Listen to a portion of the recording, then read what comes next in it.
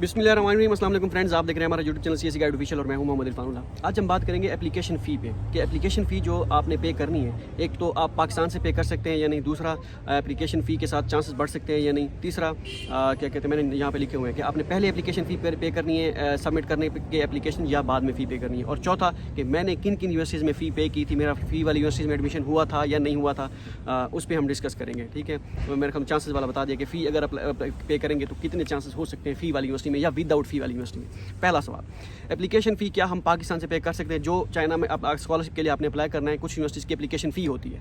ठीक है, जैसे हम पाकिस्तान में प्रॉस्पेक्टस लेते हैं, ऐसे समझिए, किसी का 1000 का, किसी का 2000 का, इसी तरह वो मैंने ऐसे मिसाल दी है जर्नल। इसी तरह जब आप अप्लाई करते हैं, उनकी बेसिक रिक्वायरमेंट होती है कि एप्लीकेशन फ़ी आप पे करेंगे तभी आपकी एप्लीकेशन रिव्यू की जाएगी। ठीक है, अब उनकी क्या कंडीशन हैं, क्या शर्त हैं, मतलब कि कहाँ से पे कर सकते हैं, पाकिस्तान से पे कर सकते हैं, हो भी सकता है एडमिशन पे करें या ना करें फ़ी पे, इस पर ये हमारा आज का मुद्दा है। पहला कि एप्लीकेशन फ़ी पाकिस्तान से पे हो सकती है या नहीं, हो सकती है, लेकिन उसमें टाइम लगता है, बहुत सारे उसमें झंझट हैं। ठीक है, तो मैं आपको ये रिकमेंड करूँगा कि आप पाकिस्तान की बजाय किसी ऐसे दोस्त अब आप जो चाइना में हो, आजकल हर दूसरा तीसरा बंदा कोई ना कोई आपका जाने वाला चाइना में होगा। ठीक है, तो उनसे आप जो है वो पे कराएँ। ठीक है, तो लास्ट टाइम मैंने भी कुछ स्टूडेंट्स की पे की थी। ठीक है, ये सीन है। लास्ट टाइम मैंने कल भी वीडियो बना के गया था, शायद परसों, तो इस बैकग्राउंड म्यूजिक चल रहा था तो आवाज़ नहीं आई। मैंने कहा वो वीडियो अभी वीडियो रिकॉर्ड पर पड़ी है, लेकिन मैं उसको अपलोड नहीं किया। मैंने कहा अब तक क्लैरिटी के साथ आवाज़ है, अभी दोबारा शुरू हो गया है। अब मैं कोशिश करता हूँ कि यही रिकॉर्ड अपलोड की जाए। अच्छा, अब मेरे एक दोस्त ने करवाई थी, जानने वाला था सही, उसने वो कह रहा 10-15 दिन लगे थे। चार्टर्ड अकाउंट मेरा ख्याल बैंक था। ठीक है, वहाँ से पे करवाई थी। तो थोड़ा सा इशू होता है। आप अली पे अगर आपके पास है तो आप पाकिस्तान से भी पे कर सकते हैं, लेकिन वो अली पे डिसेबल हो जाता है या वो अकाउंट जो है रिस्ट्रिक्ट हो जाता है। तो ऐसा स्टूडेंट आप कंटेक्ट करें ऐसे स्टूडेंट से जो चाइना में कोई दोस्त अब आप। ठीक है, तो ये सीन होता है। अब इस पे मैं एक और वीडियो बनाऊंगा कि मैंने फ़ी पे की थी, क्या क्या सीन था, जो स्टूडेंट्स किस तरह वो की थी, वो एक अलग सीन है। ठीक है, मीन्स कि अगर मैं पे करता हूँ वो किस तरह होगा। मैं ये नहीं कहता कि लास्ट टाइम मैंने पे की थी, मैंने स्टूडेंट से कोई एक्स्ट्रा चार्जेस नहीं लिए थे। जितने बनते थे वो एजेंट जो होते हैं वो एक्सचेंजर, उन्हीं के अकाउंट में बैंक अकाउंट में डिपॉजिट पाकिस्तान में वो करा देते हैं, इधर वो मुझे RMB सेंड कर देते हैं और मैं पे कर देता हूँ। ठीक है, कुछ लोग होते हैं वो अपना मार्जिन रखते हैं, 2-3 हज़ार पाकिस्तानी रुपये मार्जिन रखते हैं। वो कहते हैं हम हमें देंगे, या वो कहते हैं कि इतनी फ़ीस है 400 की 16,000 बनती है, वो 17,000 18,000 या 20,000 ले लेते हैं एक्स्ट्रा। ठीक है, अपने वो वो फ़ी पे करने के चार्जेस, हालांकि कुछ भी नहीं है चार्जेस वार्जेस।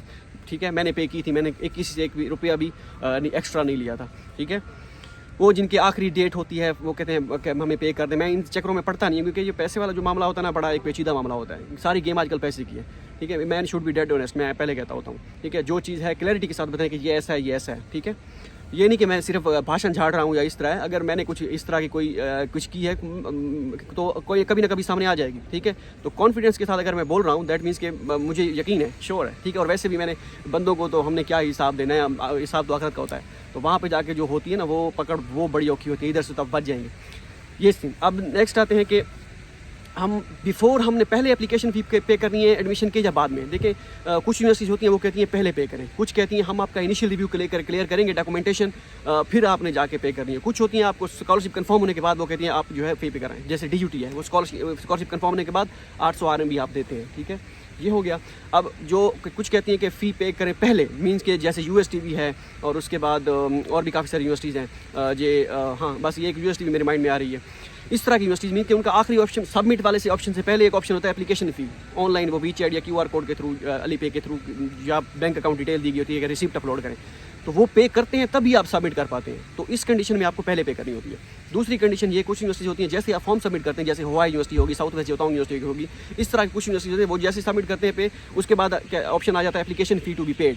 ठीक है, मतलब वहाँ पे स्टेटस आ जाता है, या नीचे QR कोड आ जाता है कि ये QR कोड है 400 RMB, एप्लीकेशन फ़ी पे करें, फ़ौरन ही आपका जो है स्टेटस इन प्रोसेस हो जाता है। ठीक है, और कुछ का जो होता है वो फिर आप रिसिप्ट अपलोड करते हैं, बैंक अकाउंट डिटेल उधर ही दी गई होती है, और वो रिसिप्ट जो है आप जैसे अपलोड करते हैं विदिन 1 डे 2, वो फिर आपका स्टेटस जो है वो एप्लीकेशन फ़ी पे टू बी पेड से इन प्रोसेस हो जाता है, मीन्स कि आपकी एप्लीकेशन फ़ी पे हो गई है। अब कुछ यूनिवर्सिटीज़ होती हैं जैसे सेंट्रल साउथ यूनिवर्सिटी होगी, शियान जोतांग यूनिवर्सिटी होगी, इस तरह कुछ यूनिवर्सिटीज़ होती हैं, उनका एप्लीकेशन फ़ी आप इनिशियल रिव्यू क्लियर होने के बाद करते हैं, मीन्स कि आपके वो डॉक्यूमेंटेशन की रिव्यू करते हैं, डॉक्यूमेंटेशन रिव्यू जो है वो रिव्यू करते हैं डॉक्यूमेंट्स। ठीक है, उसके बाद उनको लगता है कि हाँ भाई इसकी एप्लीकेशन आगे प्रोसीड करनी चाहिए, तो वो आगे प्रोसीड करनी। इसका मतलब ये हरगिज़ नहीं है कि एप्लीकेशन फ़ी में आपका इनिशियल रिव्यू क्लियर हो गया तो आपकी स्कॉलरशिप कंफर्म है, निश्ता इस तरह कोई सीन नहीं है, ठीक है। और कुछ सेंट्रल साउथ वाले जो है कुछ उनको लगता है कि अगर याशियान जोतांग में इवन कि आपका मेजर चाइनीज़ में है या आपका मेजर को स्कॉलरशिप ऑफर नहीं करेंगे, इवन कि इंग्लिश में भी है, तो वो फिर कहते हैं कि having not pass the initial review without any reason. वो आपको बता देंगे भाई, ये कोई रीज़न भी नहीं बताएं, क्योंकि उनको लगता है कि उनका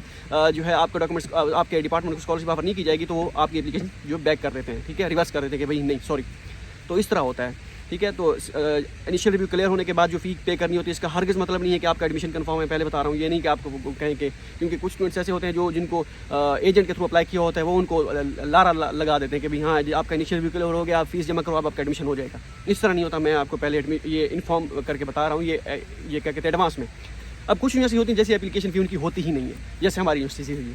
अब मेरा क्या सीन था, मैंने कितनी यूनिवर्सिटीज़ में अप्लाई किया था, एप्लीकेशन फ़ी मैंने पे की थी या नहीं की थी, मैं आपको बता देता हूँ। देखिए, मैंने 2018 में जो अप्लाई किया था, मुझे कोई स्कॉलरशिप मेरी नहीं लगी थी। 19 में एक यूनिवर्सिटी की स्कॉलरशिप लगी थी, गुआंगचो यूनिवर्सिटी थी, ठीक है, उसकी फ़ी भी नहीं थी। 2020 में मीन्स के मैंने शुरू में इस वजह से 2020 में या इसका जिक्र कर रहा हूँ, मेरी 5-6 स्कॉलरशिप लगी थी, क्योंकि मैं पहले अभी बताया कि 18 और 19 में मेरी स्कॉलरशिप नहीं थी, 19 में थी, 18 में नहीं थी। मतलब ये कि अगर मैं भी आज बता रहा हूँ स्कॉलरशिप का, इसका मतलब ये नहीं कि मैंने पहले साल मुझे स्कॉलरशिप मिल गई। कोई ऐसे स्टूडेंट्स भी काफ़ी सारे हैं जिन्होंने हमारी वीडियोज़ को फॉलो किया, या ऐसे काफ़ी सारे स्टूडेंट्स थे जिनकी पहली मरतबा स्कॉलरशिप लग गई, इवन कि वो 7वें सेमेस्टर से थे स्कॉलरशिप लग गई। तो बताने का मकसद ये है, क्योंकि मैं कोई चौधरी नहीं बन रहा या मलिक नहीं बन रहा या खान नहीं बन रहा कि भाई मेरी 6 स्कॉलरशिप लगी हैं, इस वजह से मैंने ये एक जो है क्या कहते हैं, ये एक समा बांधा है, ठीक है, या एक इसको क्या कहते हैं, एक लफ्ज़ भी यूज़ करते हैं, ठीक है। ये सारी एक रुदात सुनाई है। 2020 में मेरी स्कॉलरशिप 6 यूनिवर्सिटीज़ की मेरे ख्याल में या 5 यूनिवर्सिटीज़ की स्कॉलरशिप थी। चलें अभी गिन लेते हैं कितनी की थी। एक मैंने अप्लाई किया था शियान जोतांग में, उसकी 800 RM एप्लीकेशन फ़ी थी, उसमें मेरी स्कॉलरशिप लगी थी, ठीक है, टाइप बी 2500 RM वाली। USTB में मेरी चांसलर स्कॉलरशिप लगी थी, वहाँ पे भी 600 RM एप्लीकेशन फ़ी थी, ठीक है। हुहाई यूनिवर्सिटी में मेरी टाइप ए स्कॉलरशिप लगी थी 17 RM वाली, उसकी भी 200, अभी तो मेरे ख्याल में 400 है, उस वक्त 190 RM थी, ठीक है, वो भी मेरी स्कॉलरशिप लगी थी। उसके बाद सेंट्रल साउथ यूनिवर्सिटी की 500 RM एप्लीकेशन फ़ी थी, उसमें मेरी यूनिवर्सिटी स्कॉलरशिप लगी थी 2500 RM फुली फंडेड वाली, ठीक है, वो ठीक है। ये 4 होगी फ़ी वाली। अब और कौन सी थी, शंघाई जोथोंग यूनिवर्सिटी में मेरे ख्याल में 800 RM मैंने एप्लीकेशन फ़ी पे की थी। ये हाँ, ये 2020 की बात कर रहा हूँ। तो उसमें फिर मेरी स्कॉलरशिप लगी थी, उसमें मेरी, बल्कि उन्होंने कहा था आपके पास आइट्स नहीं है, मेरी एप्लीकेशन फ़ी ही उन्होंने एप्लीकेशन ही वो बैक कर दी थी उन्होंने, ठीक है। मैंने कहा शायद एप्लीकेशन वो आइट्स एवं ही कह लेते जैसे लिखा हुआ हो। उस दिन से मुझे पता चल गया कि आइट्स उसमें भी मस्ट है, शंघाई जोथोंग में डुओलिंगो हो या आइट्स हो या नेट गेट, वो उसमें से गेट होता है वो, और इसमें भी शुंगा यूनिवर्सिटी में भी कुछ मेजर्स में, और उसके बाद NPU में भी, ठीक है, और या डुओलिंगो हो NPU में।